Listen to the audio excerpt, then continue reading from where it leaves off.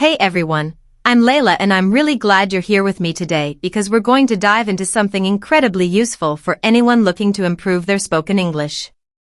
We're focusing on a powerful and often overlooked tool that can dramatically boost your fluency and confidence while speaking. What is it? Well, we're talking about something called English fillers, also known as gap fillers.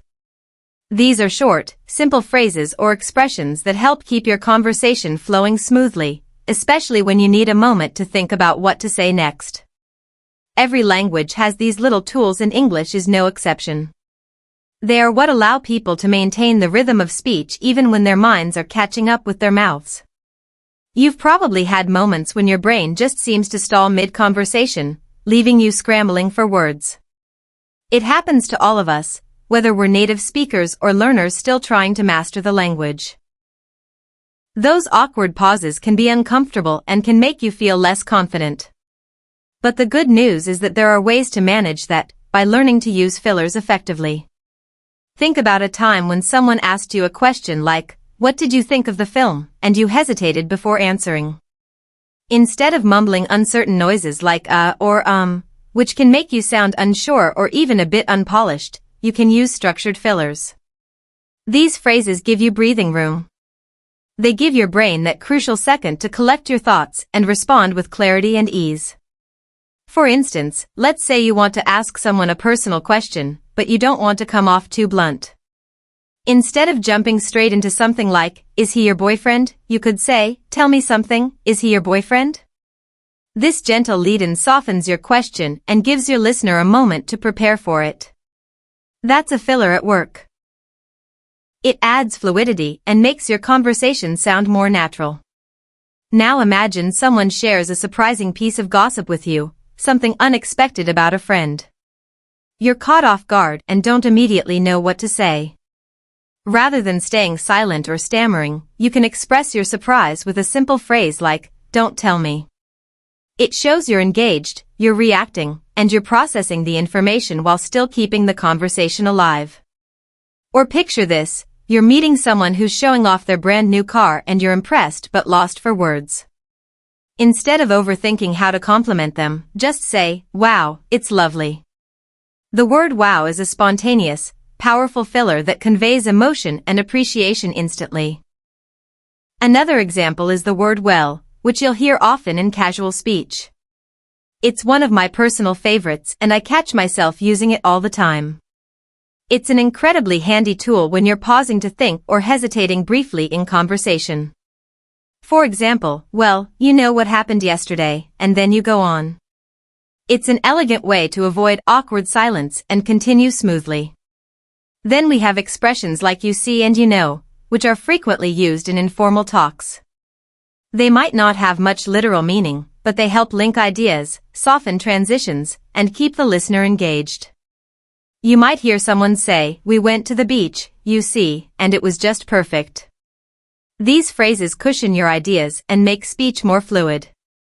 There's also the popular phrase "by the way," which is ideal when shifting topics slightly or inserting something you just remembered.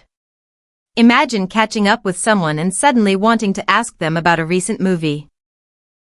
You could say, "By the way, which movie did you end up seeing last week?" It feels conversational, relaxed, and keeps the tone friendly. Then we've got "to be honest," which can be really helpful when answering a question you're not fully comfortable with. Say someone asks me how much I earn. I might not want to give a straight answer, so I might say, "To be honest, I make enough to stay happy and satisfied." It's a buffer that softens your response while still keeping the dialogue open. Another useful filler is exactly. It's often used to show agreement during conversations. Rather than repeating yes or yeah constantly, you can say exactly, which sounds more confident and affirming. You might be on the phone or chatting with someone and simply nodding along with, "Exactly, that's what I meant." It keeps the tone positive and engaged. Then comes "no way," which is great when you're reacting to something surprising or shocking. Imagine hearing that someone you thought was doing great actually failed an exam. Instead of fumbling for words, a simple, "no way," conveys disbelief and emotion instantly, filling that silence with a natural human reaction. And of course, phrases like you know work similarly to you see, allowing you to connect ideas and express yourself while your mind prepares the next thought. You know what I'm saying? You know how it goes? They're conversational anchors. Then there's basically, which is widely used when explaining things or summarizing ideas, especially during long conversations or even presentations. It helps you refocus the discussion. For example, basically, what I'm trying to say is that these tools are really useful. One more to keep in your vocabulary is certainly. It functions similarly to exactly and is used to confirm or acknowledge something in a slightly more formal way. When someone says something you agree with or want to affirm, saying certainly adds a touch of polish. These expressions, as simple as they are, create space in conversations. They help you sound fluent, confident, and natural. Sometimes when people ask tough or unexpected questions, you can even repeat their question to buy time. If someone asks, "How old are you?" you might say, "How old am I? Well, I'm under 30. That moment you create by repeating and adding a filler gives your brain the time it needs to respond with ease and charm. So as you start becoming more aware of these fillers, you'll notice just how often they're used by people all around you, friends, strangers, professionals, even public speakers. They are everywhere, woven into the rhythm of everyday speech. The more you practice using them naturally, the more fluent and comfortable you'll become. And remember, the goal is not to overuse them, but to strategically place them where they can help you think and speak more clearly. With time and awareness, these little expressions can become a reliable part of your communication toolkit, making your conversations smoother, more engaging, and much more confident. Keep practicing, keep listening, and soon it will feel as natural as breathing.